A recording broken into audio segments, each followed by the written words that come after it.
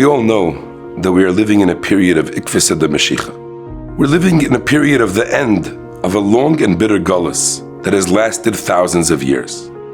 And we also know of a concept called Yeridas Hadeiros, that as the generations progress, they become lower and lower and lower. And because of that, we tend to think about ourselves, how small and how little, and yes, sometimes how worthless we are.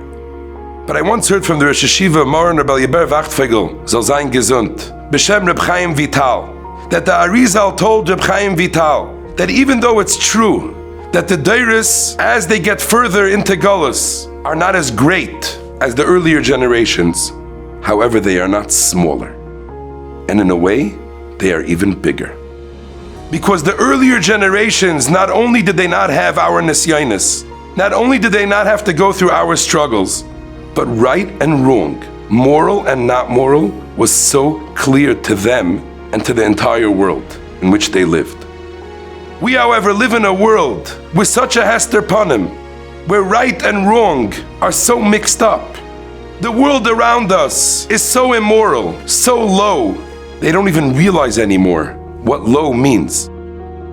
And in this generation with such darkness, when someone struggles and someone tries, he may not be as great as the previous generations in what he accomplishes.